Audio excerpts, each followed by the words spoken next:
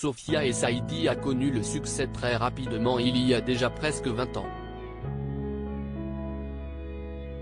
Voire un peu trop rapidement. CST avec la saison 3 de la Star Academy qu'elle s'est fait connaître du grand public, alors qu'elle n'était âgée que de 19 ans, mais CST avec la comédie musicale Cléopâtre, la dernière reine d'Égypte de Kamel Ouali en 2009 qu'elle s'impose réellement dans le milieu artistique. La jolie brune remporte pour ce rôle 2 Energy Music Awards, dont le prix de la meilleure artiste féminine francophone de l'année 2010. Alors encensée et sollicitée de toutes parts, elle espère avoir l'occasion de sortir son premier album en solo. Mais tout ne va pas se passer comme prévu et Sophia et Saïdi va alors doucement sombrer. Dans le nouveau numéro d'un dimanche à la campagne avec Frédéric Lopez diffusé ce 30 octobre, elle est revenue sur cette période très compliquée. Si est-il le moment où je veux de faire de la musique seule, ça y est, j'ai envie de faire mon album. Et là, je me rends compte que les personnes avec lesquelles je travaille n'ont aucune envie de savoir qui je suis ou ce que je veux faire. Elles ont juste envie de me formater, de surfer sur le succès, a-t-elle expliqué.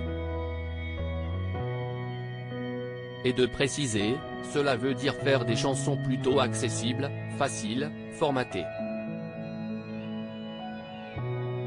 Et j'ai du mal à ce moment-là, je suis perdu. J'arrive, je peux le dire, vraiment, à sentir une dépression à l'intérieur.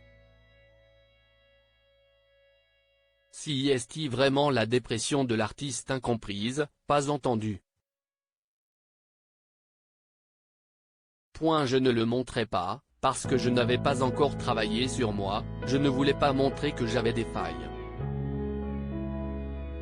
Ainsi, Sophia et Saïdi adoptent un rôle au quotidien, ce qui ne fait qu'aggraver sa descente aux enfers. Je souffre, je pleure chez moi, mais par contre devant les gens j'ai un sourire parfait et ça si est éreintant. Je suis vraiment tombé dans une dépression douloureuse. Jusqu'au moment où j'ai dit, si est-il plus possible de vivre comme ça.